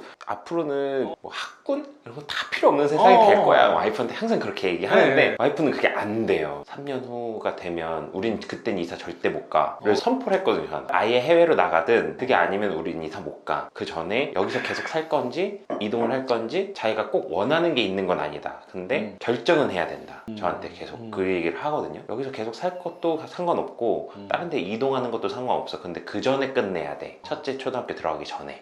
내년에 애기 초등학교 가거든. 그래서 빨리 온 거예요. 어떻게 보면. 원래 월세를 한 번 더 갔다가 또 그런 사람 만나면은 그때 생각하지 모르고 밀어놓으려고 했는데 와이프가 너무 불안해하는 게 있었던 것 같아요. 그래서 작가님이 이거 딱 보고 저런 신박한 방법이 있구나. 나름 되게 괜찮은 방법이라고 생각하는 게 세금적인 거 지금 부동산 상황 안에서는 굉장히 이상적인 집이라고 나는 생각하고 제 나름대로 오피스텔에 또 살다 보니까 단점도 분명히 있죠. 장점도 되게 많아요. 그럴 것 같아요. 장단점이 뚜렷할 것 같아요. 단점은 뭐가 있냐면 관리비가 좀 비싸요. 관리비가 비싸다는 거는 생각을 해보면 사용성에서는 편하다는 얘기도 또 되거든요. 어떻게 보면 되게 편한 게 뭐냐면요, 쓰레기를 그냥 버려도 돼요. 분리수거 안 하고? 분리수거 담당이죠. 네. 자, 한 번씩 가야 되잖아. 엄청 스트레스 받아요. 일주일에 그리고 한 집에 번씩. 좀 쌓여있고 특히 네. 막 비 오고 이런 날은 쌓여있고 이런데 이건 바로 버릴 수 있어. 그리고 쓰레기 봉투도 안 해도 돼요. 그래서 좀 비싼 것도 있는 것 같아요. 선생님도 애기 어리잖아. 네. 나도 애기 어리고 편의시설도 여기 1층에 편의점이랑 24시간 병원에 3층에 영어 유치원이 있어요. 지하는 식당가예요. 요새 좋은 아파트들은 구내식당 있고 맞아요. 이런 데랑 다를 게 없다고 생각이 들어요. 지하 구내식당은 그렇게 가격이 비싸지 않으니까 살아가는 데 있어서는 불편한 건 별로 없는 것 같아요. 일반적으로 이렇게 사는 거를 생각하지 못하다 보니까 이런 것들을 많이 못 본다는 생각도 드는데 선생님 대중교통으로 왔잖아요. 대중교통도 나쁘지 않고 백화점도 바로 있고 여기 수영장도 바로 있고 도서관도 바로 있고 앞에 공원도 바로 있고 학교도 가깝고. 그러니까 빠지는 게 없어. 그냥 아파트가 아닌 것 뿐인 거고 살아가는 데는 이만한 데가 있나라고 생각이, 제가 여기 한 1년 반 살면서 내린 결론이 뭐냐면 아까 선생님이 요새 아파트 같은 거 매매 가격 좀 안 보시나요? 라고 물어본 게 이제 여기에 살다 보니까 아파트를 좀 살기가 싫어졌어요. 저는 평생 아파트 살았어요, 참고로. 근데 여기 처음으로 오피스를 올 때 얼마나 거부감이 들겠어. 요런 데 사람이 살 수 있을까에 대한 생각이 있었을 거 아니야. 1년 반 살아보니까 오히려 이제 단지 내 아파트 이런 거를 바로 슈퍼만 가더라도 그래도 5분 걸어가야 되잖아. 이게 불편한 거야. 나는 1층 가니까. 여기에 장점을 내가 또 크게 보는 것도 분명히 있겠죠. 관리비가 약간 비싼 게 단점은 단점인 것 같아요. 1시간 반 걸려서 온 값을 했지. 맞아요. 오피스텔. 그러니까 머리를 잘 써봐요. 그러면 이제 파생될 수 있는 게 많아져요. 열려요, 많이. 그럼 내가 꼭 주택으로 거주해야지라는 생각을 할 필요가 별로 없어요. 그러니까 우리는 어쨌든 시세 차익에 대해서는 조금 내려놓은 사람들이잖아. 맞아요. 거기에 욕심이 없다가 아니고 조금 놓게 되면 할 수 있는 옵션들이 되게 많아. 우리 오피스텔에 사람들의 시선이 왜 안 좋냐면 단순히 이거는 가치가 많이 올라가지 않는다 그거잖아요. 근데 그거에 대해서는 우리가 별로 신경을 안 쓰는 게 우리 나름대로는 조그만 물건 여러 개 모아서 얘는 시세도 당연히 불리하지만 수익률은 좋다는 걸로 우리는 약간 완화시킬 수 있잖아요. 그걸로 우리는 무기로 내세울 수 있단 말이에요. 그래서 시세 차익에 대해서는 이 집에 대해서는 시세 차익 관점에서는 제가 되게 바보 같은 선택을 했을 수도 있어. 근데 나는 이 집을 시세 차익으로 뻥튀기 시켜서 팔려고 이쁘게 꾸며서 가치 상승시켜서 내가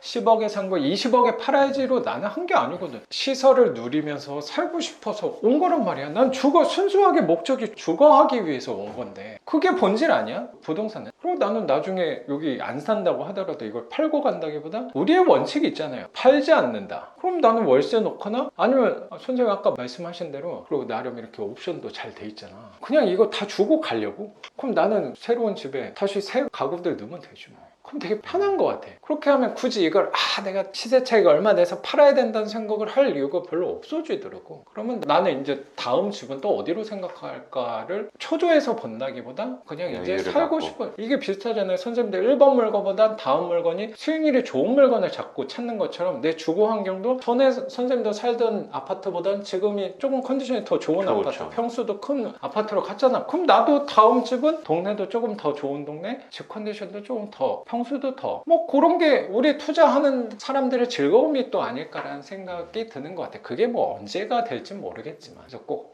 아파트 나는 주거에 대해서는 중요하다고 동의를 해요. 근데 그게 꼭 아파트가 돼야 될까에 대해서는 한번 생각해봐도 좋지 않을까? 그 아파트가 꼭 돼야 된다고 생각하는 사람들은 생각을 잘 들여다보면 결국에 시세 차익이에요. 걔는 가치가 오르잖아. 맞아. 그거잖아요. 근데 우리는 시세 올라가고를 조금은 안 본다가 아니고 좀 내려놓은 사람들이다 보니까 대안이 많아요. 꼭 그 시선에 갇힐 필요는 없지 않을까? 와이프는 아파트에서만 살아봤고 저는 이제 시골에서 부모님 시골 출신이니까. 전원주택에서 단독주택에서 살다가 올라와서는 이제 여러 공동주택을 사는 건데 제 짧은 경험 안에서 그냥 한번 말씀을 드리면 그 옵션도 한번 생각해보면 도움이 되지 않을까 싶습니다. 사실 뭐 아시겠지만 대출도 오피스텔이 더 유리한 면이 있을 거니까 생각해봐요. 나도 원래 월세 냈었잖아요. 네. 그거랑 아파트 하나 있다 그랬잖아. 네, 그거 네. 오래된 아파트. 네. 거기서 월세를 받는단 말이야. 내가 내는 거랑 월세 받는 거랑 합쳐서를 이자로 생각해봐요. 그럼 꽤 되는 돈이야. 그런 식으로 한번 매물을 알아보면 있을 거예요.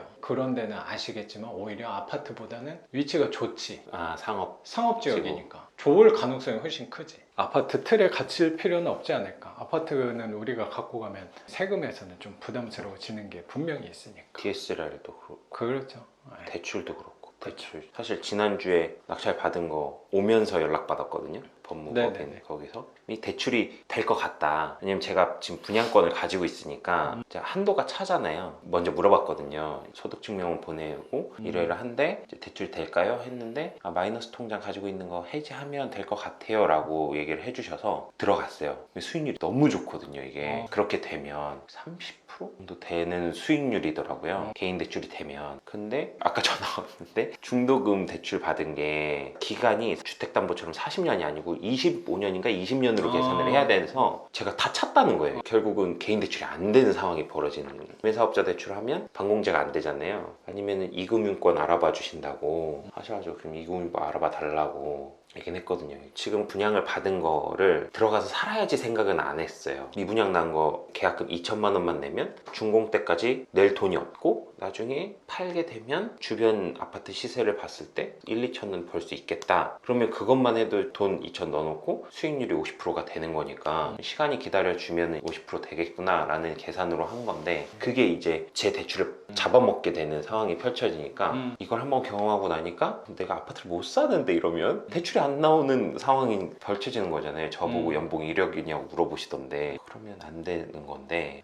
아파트 당분간 못 들어갈, 그러니까 꼭 아파트를 들어가야지 이건 아니지만 거주를 하려면 주택은 사긴 사야 되는 상황이 펼쳐지는 거고 주택을 사게 되면 취득 세금도 문제지만 어느 정도 일정 금액 이상의 대출이 거기에 묶여버리면 내가 투자할 대출이 안 나오는 이 불편한 상황이 너무 불편한 상황이 펼쳐지는 거라. 그래서 좀 이걸 어떻게 해결할 방법이 있을까를 계속 고민했었거든요. 이 오피스텔을 개조하는 거는 생각을 못했던 거라. 출구에 대해서도 매도를 해야지라는 생각도 뭐 좋은 방법인데 또 임대로 또 생각을 하고 빠져나온다면 그것도 나쁜 방법은 아니지 않을까 생각이 드니까 한번 생각은 해보는 것도 도움이 될 거라고 생각이 좀 들어요. 그리고 그 다음에 물어보셨던 게 있는 것 같아서 투자금? 네, 제가 분양권도 보고 단기 매도도 고민을 하고 하는 건 결국은 시드의 문제이거든요. 시드가 있어야 월세를 한 채 두 채를 늘려나가는데 저는 양가 부모님이 결혼하면서 도움도 주셨고 하니까 이게 가능했던 거지. 직장 다니면서 했다면 훨씬 더 오래 걸렸을 거라 생각을 해요. 5채를 세팅하는 데까지 더 오래 걸렸을 텐데 그러다 보니까 전 눈이 딴 데로 간 거거든요. 단타도 해봐야 되겠다, 분양권도 해봐야 되겠다, 작가님 계속 월세만 꾸준히 눌러오셨잖아요. 그러네요. 근데 저는 별로 생각을 많이 해보진 않았는데 이 시장에 나와서 보니까 그렇게 온 사람이 많지는 않더라고요. 하나만 계속 바보같이 이것만 한 거야. 그냥 그런 사람이 많지 않긴 하더라고요. 부동산에서도 말씀하신 대로 여러 종목들을 거치면서 어느 정도 월세 현금으로 하다가도 시세 차익으로 넘어가시는 분들도 전문가분들도 저는 되게 많다는 생각도 들었던 것 같고, 큰 걸로 뭐 건물이나 아니면 빌딩이나 아니면 신축이나 이런 걸로 하시는 분들도 꽤 많은 것 같아요. 제가 시야가 짧아서 재능이 없어서 나는 이것만 한다는 생각도 되게 들어요. 근데 그 투자금에 대해서는 모르겠어요. 저 같은 경우는 투자금이 부족하면 일반적으로 하는 분들은 교육생분들도 그런 문의를 저한테도 많이 하시긴 하는데 4-5채 정도 하면은 투자금이 다 고갈이 되니까 그거를 갖고 이제 하나를 풀피를 만들어서 거기에 다음 물건에서 사용을 하고 하는 부분들을 얘기하시는 분들도 되게 많긴 한데, 근데 이 투자에 대해서는 제 나름대로는 원칙을 정확히, 이건 뭐 예전에 4년 전에 수업할 때도 제가 똑같이 얘기했을 거고 지금 수업할 때도 난 똑같이 얘기하는 것 중에 하나가, 내가 부동산을 사는 이유 중에 하나는 자산을 취득한다는 개념으로 갔던 것 같아요. 자산이라는 거는 뭐 잘 알고 있겠지만 내가 갖고 있을 때 돈을 넣어주는 거를 사야지라고 생각하고 꾸준히 왔다고 생각해요. 저도 집을 내놨을 때 선생님 아까 말씀하신 것처럼 그때 대출 안 나오고 어려움 겪었을 때 뭐 전세로 풀피로 예를 들어 1억에 산 거를 1억 1천 2천에 들어오겠다라고 한 사람들의 만났을 때 고민을 하게 되잖아요. 어차피 대출도 안 나오는데 전세로 만약에 받는다고 하면은 그거 그냥 대환해 버리고 풀피로 만들어서 그럼 다음 투자로 또 가면 되지 않을까, 그럼 모든 게 해결될 수도 있다고 생각도 드는데 풀피 땡기는 게 혹시 전세 시세가 떨어지거나 하면 그때 내가 또 불편해지지 않을까, 힘들어지지 않을까라는 생각이 저도 똑같이 들었던 것 같아요. 그래서 나는 그 방법을 사용하지 않고, 처음에는 저는 어떤 식으로 갔냐면, 저는 그때 뭐 마이너스 통장으로 시작했었던 거고 월급도 잘 나오지 않았을 텐데 어떻게 투자금이 있었겠어요. 그래서 저는 하나가 끝나면 다음 거를 했는데 그 보증금 받은 거와 그리고 그동안 월급 모아놓은 것도 있었는데 속도가 당연히 더뎠죠. 그래서 1년에 저는 한 3채 4채 정도 했던 것 같아요, 꾸준히. 근데 하다 보면 돈이 부족하잖아요. 그때는 풀피를 땡기지 않고요, 빌렸어요. 빌렸다는 거는 다른 분들한테. 엄마한테 한 2천, 할머니한테 1,000만 원, 뭐 그런 식으로 조금씩 빌린 게 있어요. 근데 이해관계가 좀 맞았던 게, 그거에 대해서 월 지급식으로 은행보다는 고금리로 내가 드린다면 부모님 입장에서는 생활비, 그런 측면에서는 제 나름대로는 이해관계가 좀 맞았던 것 같고, 지금은 더 고금리로 드리고 있긴 해요. 그때 어려울 때 도와줬으니까 더 고금리로 드리는 것도 있고, 처음에는 보증금을 작은 걸 안 했어요.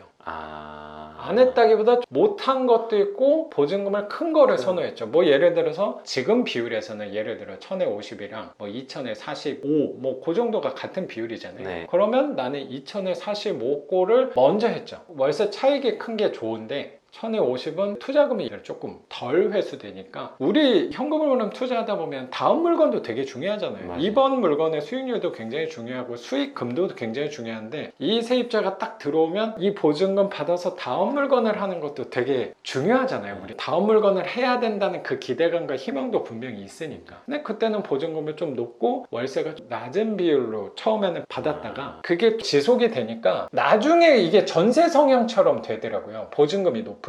1000에 50을 빼줄 때는 그래도 덜 부담스러운데 2000에 45를 빼줄 때는 다음 물건이 그때 멈춰지더라고. 빼줘야 될 빼줄 때. 때. 선생님도 세입자가 좀 바뀐 적이 있었나? 있어요. 그렇죠. 우리 물건의 단점이라고 생각하는 거는 아파트랑 좀 다르다고 생각하는 게, 세입자를 맞교환하는 거는 불편해지는 상황이 저는 있는 것 같아서 그럼 온전히 돈을 빼줘야 되는 일도 있을 시점이 거라고 있죠. 생각하거든요. 근데 전세는 그게 불가능하잖아요. 근데 우리는 보증금이 상대적으로 작으니까 항상 유동성은 챙겨놨던 것 같아요. 계약기간 중간에 나간다고 하더라도 내가 돈이 있는 상태에서 내가 계약기간 중간이니까 못 빼줘라고 말하는 거랑, 돈이 없는 상태에서 내가 진짜 돈이 없어서 못 빼줘랑 조금 다르다고 생각해서 항상 1-2천만 원은 유동성으로 갖고 있었던 것 같아요. 보증금이 상대적으로 클 때는 순전히 다 빼줘야 될 때 내 투자가 어쨌든 그때 또 멈추는 거를 세입자가 4년 5년 살다가 나갈 때 그게 또 부딪혀서 제가 요새는 상대적으로 전보다 수입이 늘어난 덕분이라고 생각도 해요. 그리고 투자의 속도가 예전보다 당연히 더 늦어졌단 말이에요. 낙찰 받는 속도가. 꾸준히는 하고 있지만 속도에서는 분명히 줄어들었으니까 그 줄어드는 거를 기존 물건의 질을 개선하는 부분도 저는 있는 것 같아요. 보증금 높았던 거를 다 뭐 2, 3천짜리를 500천으로 바꾸고 있어요. 지금 과정은. 그럼 내 안에서는 수익률도 중요하지만 수익금이 저는 조금 더 지금에서는 더 매력적이라고 생각해서 그러면 초기 단계 때 내가 공략해야 되는 방법, 세입자를 받는 범위와 그거를 지속해서 5년, 10년 차 때 하는 방법의 기술적인 면이 좀 달라진다는 생각도 드네요. 선생님하고 얘기하다 보니까. 저는 다 1000 이하로 세팅돼 있거든요. 수익금은 그래서 좋을 수도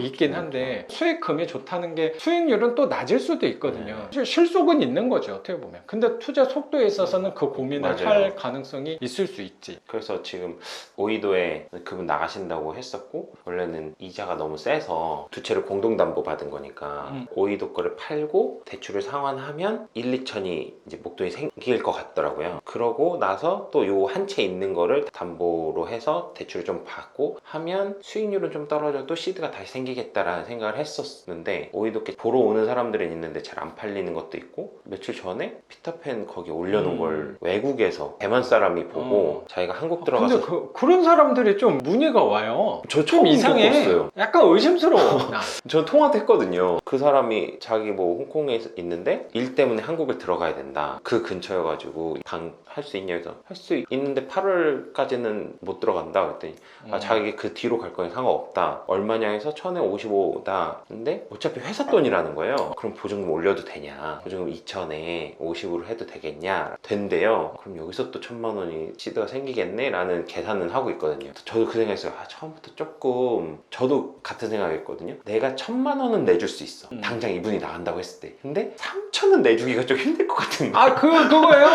나도 제일 큰 게 한 3천 정도였거든. 3000을 갑자기 내놓으라 하면 무서워. 안 될 것 같은 거예요. 그래서 근데 그 갭 투자하신 분들은 1억, 2억이면 3천도 막 걱정하는데 1, 2억이면은 나는 우리 같이 또 배포 작은 사람들은 겁이 많은 사람들은 이거를 숨쉬고 살아갈 수 있을까 그 생각을 나도 했던 것 같아. 그래서 저는 다 1000만 원 이하로 세팅해놨어요. 그게 지금은 저한테 발목을 잡는 순간이 되더라고요. 지금 보니까 내가 그때 3000으로 세팅해놨으면 안 묶일 물건들도 있었거든요. 처음 세 채는 아마 제가 3000만 세팅해놨어도 하나도 안 물렸을 거예요. 투자금이 거의 안 들어가는 물건은 2개 정도 됐을 거예요. 근데 와이프랑 얘기하면서 3000은 바로 내주긴 힘들지 않을까 우리가? 그것도 안 맞죠. 되지. 그러니까 선생님 생각대로는 잘 맞게 한 거라고 생각해요. 근데 이게 다 장단점이 있다 보니까. 근데 지금은 3000 내줄 수 있어요. 어떻게든 내줄 수 있을 것 같아. 지금은.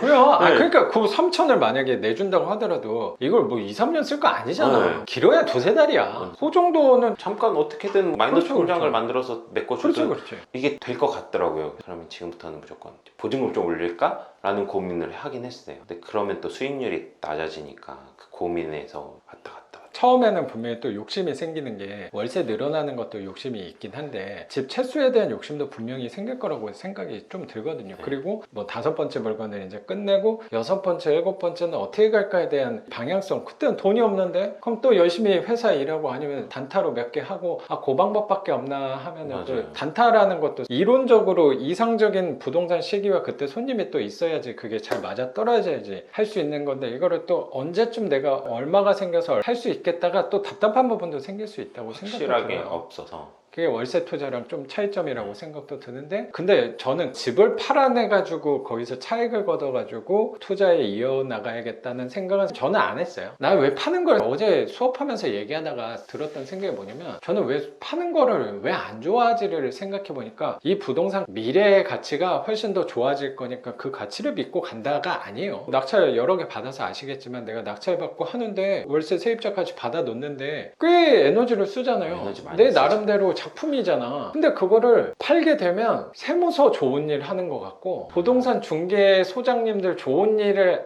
뭐 도움을 주셨으니까 뭐 하는 거 그리고 우리나라에 사니까 세금을 내는 거 맞는데 내 노력을 더 많이 갖고 간다는 생각도 조금 드는 거야. 그래서 이왕이면 뭐 안 판다는 어떻게 안 팔겠어. 그냥 조금 미뤄둔다로 생각을 하다 보니까 그 옵션은 없었어요 저한테. 차익이 적으면은 그리고 매매 사업자를 활용하면 뭐 유리한 건 분명히 있겠지만 내가 노력해가지고 남 좋은 일 한다는 생각도 없지 않아 있었던 것 같다고 생각해서 저는 그거를 생각 안 하고 내가 요 안에서 세입자 보증금 조절에서만 생각을 했던 거 아닌가 싶네. 앞으로 하는 물건에 대해서 특히 또 이번에 낙찰 받은 물건에 대해서는 또 그렇게 한번 접근해봐도 좋지 않을까 싶네. 낙찰 받는 거 수익률은 괜찮으세요? 이게 저도 5채밖에 안 했지만 방차가 카드를 다 활용했을 때를 DSR 때문에 방빼기 카드는 가지고 있지만 개인 대출을 못 하게 되는 상황이니까 저는 그래서 이제 사업자 대출로만 계산을 해보고 있거든요. 근데 사업자 대출로는 수익이 예상만큼 그렇게 대출 비율이 안 좋죠. 네, 비율이 너무 안 방차감 좋으니까 때문에. 네, 계속 지금도 하고 계시잖아요. 방빼기를 하고 계산해서 들어가시는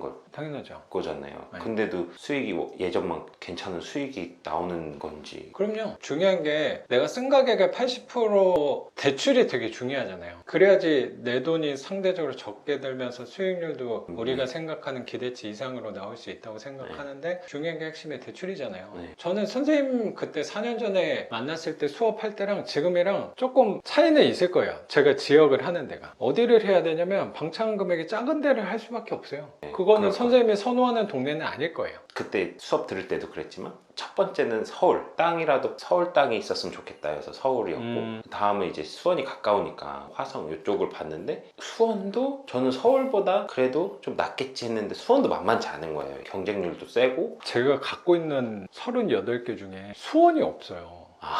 그게 뭔 말이냐면 수원은 내가 잘 안 봐요. 왜 안 보냐면 내가 싫어하겠어? 수원을? 그렇게 살기 좋은 동네를? 수원은 인기가 엄청 많아요. 생각보다. 그러니까 저 깜짝 놀랐어요 이번. 그래서 난 수원을 잘 안 가요. 허탕치거든 가봤자. 수원 거를 3번 들어갔는데 3번 다 폐차를 하고 마지막 거는 병점 받은 거거든요. 수원을 살짝 벗어나니까 이게 되네? 라는 생각도 들었고. 그래서 어쩔 수가 없어. 선생님 상황에서는 이건 뭐 지금 내가 수업할 때도 똑같이 하고 있긴 한데 그 상황에서는 방차감이 2,800이랑 2,500짜리로 갈 수밖에 없어요. 그래야지 대출 비율이 나와요. 그거 아니면 신탁인데 난 신탁을 아시겠지만 좋아하는 사람은 아니어서 찜찜한 게 좀 있잖아요. 신탁 2개를 해봤잖아요. 어쩔 수 없이 했잖아요. 저는 대출 막힌 것 때문에 이번 물건도 신탁을 고려를 하면서 입찰에 들어갔거든요. 혹시 모르면 제가 대출이 안 나올 수도 있다는 걸 아니까. 그러니까 신탁은 그렇게 생각하고 써야 되거든. 근데 저도 수업하다 보니까 이렇게 큰 학원들 수업 듣고 오시는 분들 있잖아요. 신탁으로 무조건 계산하고 가더라고. 90% 나온다 뭐 이런. 무조건 나오니까. 근데 그건 약간 나는 위험한 방법이라고 생각해서 신탁은 아니 내가 삐끗했네 그리고 나온다 그랬는데 안 나오네 했을 때 쓰는 방법으로 최후의 보루로 써야지. 그거를 첫 번째 대안으로 쓰는 거는 약간 과하게 하는 부분이 아닐까 싶어. 맞아. 지난번에 신탁 그 마음 졸이면서 신탁을 안 해봤으면 이번에도 그런 계산 안 했을 텐데 저 쫄보라서. 지난번에 해본 경험이 맞아요. 한번 경험해보니까 불편한데 이것저것 따지는 분들이 물어보면 답변도 해드려야 되고 뭐 서류도 챙겨서 해야 되고 또 못할 건 아니네 라는 생각도 있어서 신탁도 고려는 했었죠. 대출 안 나오면 해야지 라고. 잘하고 있네요.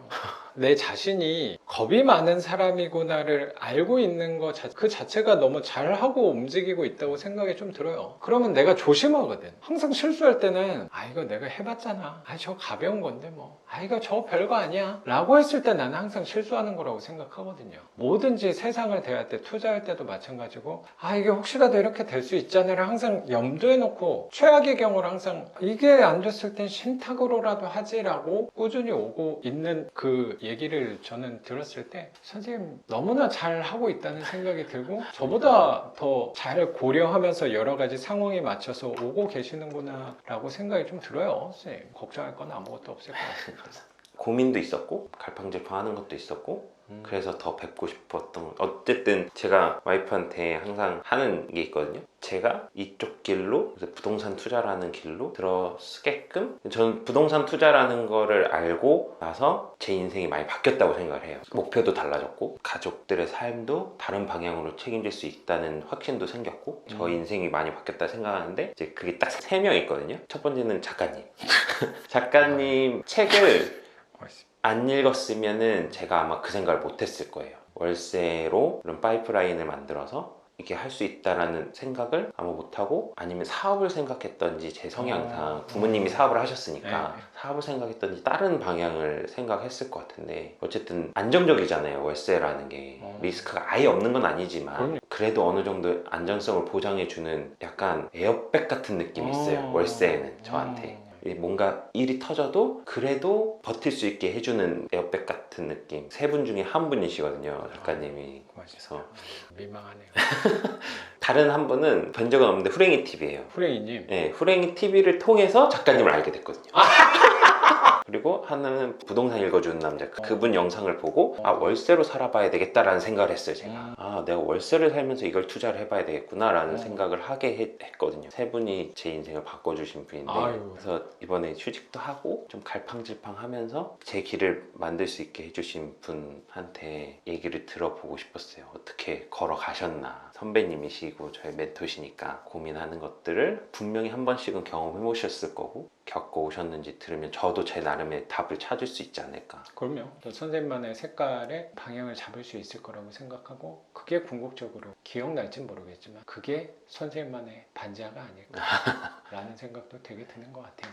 선생님도 이 투자를 지금 4년, 이제 5년 이렇게 넘어가면서 하고 있다 보면 고민거리가 되게 많이 생기잖아요. 근데 그거는 어떤 일을 하더라도 마찬가지라고 생각하는데, 이 한 길을 오래 가다 보면은 생기는 고민들을 생각보다 나누고 공감하고 할 수 있는 사람들이 많이 없어지더라고요. 왜냐면 이제 투자도 그렇고 회사도 마찬가지고 어떤 업에 대해서도 마찬가지고, 한 길을 오래 가다 보면 나랑 비슷하게 움직이고 있는 사람들을 주변에서 찾아내기가 되게 어려워진다는 생각도 드는 것 같아요. 조금 색깔은 좀 다르고 옵션들은 조금씩 다르긴 하겠지만 큰 줄기에 있어서는 선생님 가는 방향에서 제가 조금 몇 년 먼저 시작해 본 걸로 선생님 삶에서는 도움이 된다고 얘기해 주신 거에 대해서 제가 되게 영광스럽고 감사하다고 생각도 한편으로 들면서 제 나름대로도 그런 의무감도 생기는 것 같아요. 나는 이런 일들이 종종 생긴단 말이에요. 나한테는 굉장히 선생님처럼 옛날에 만났던 교육생분들이 찾아온다는 것 자체가 제가 뭐라고 이렇게 찾아오나를 생각해 보면은 그 이유 단 한 가지인 것 같아요. 나는 중심을 좀 잡고 있어야 되는 사람이구나라는 이 사명감 같은 게 좀 있는 것 같아요. 내가 이제 선생님 4년 만에 만났는데 주식 투자 예를 들어 하고 있거나 건물을 좀 우리 같이 지어보자라고 하고 있거나 하면 또 오랜만에 왔는데 아유, 저 사람 또 나랑 너무 거리감이 있는 물건들을 혹시라도 하고 있구나라는 생각들을 하게 된다면 선생님이 더 방황하게 될 수도 있을 것 같다는 생각도 제가 조심스럽게 오늘 느껴지는 것 같아요. 제가 어떻게 보면 생각도 짧고 시야도 좁고 한 것들이 한편으로는 이 한 길을 오랫동안 가는 거에 대한 어쩜 편협함도 있겠지만 하나를 꾸준히 하는 그 시간의 위대함에 대해서 제 나름대로도 오늘 다시 한번 느끼게 되는 것 같아요. 제 스스로한테도 계속 이렇게 가면 되겠구나라고 느끼게 된 것 같고, 선생님 만나서 선생님도 지금 가는 방향으로 계속 가면 되겠구나. 그래도 어느 정도의 중간 목표가 저 정도 생각하고 오는 것도 있잖아요. 집 개수도 지금 5개로 끝나는 게 아니고 그렇죠. 10개, 20개, 그리고 회사 월급 이상 정도는 생각하고 그때 뭐 회사를 그만둔다기보다 그때 가서 또 한번 생각해 보자라는 중간점으로 생각하고 오고 있는 거라면 제 생각에는 너무나도 이상적으로 훌륭하게 잘 가고 있고, 지금처럼만 꾸준히 가고 한다면 분명히 선생님 생각하는 그 점에는 도달하는 거는 어렵지 않을 거라는 생각이 제가 되게 드는 것 같아요. 그리고 하다가 또 고민거리가 생기면 이렇게 뭐 놀러 오셔도 좋고, 또 연락 주고 전화 주고 하면은 또 방향을 같이 고민하다 보면 또 새로운 게 나타나지 않을까, 또 선생님 색깔이 나오지 않을까 라는 생각이 드는 것 같습니다. 선생님 과거 4년 정도의 투자, 그리고 선생님 수익률과 고민거리 투자에 대해서, 선생님 삶에 대해서, 선생님 주거에 대해서 우리 구독자분들하고 같이 나눠주신 거 감사하게 생각합니다. 네, 감사합니다. 오늘 영상은 여기서 마치는 걸로 하고 저는 또 내일 영상으로 찾아뵙도록 하겠습니다. 작가 반지상이었습니다. 감사합니다. 고맙습니다, 선생님. 네, 감사합니다. 저 요거 궁금했던 거 그래요, 있어요. 물어보세요. 요새 월세 시세는 어떻게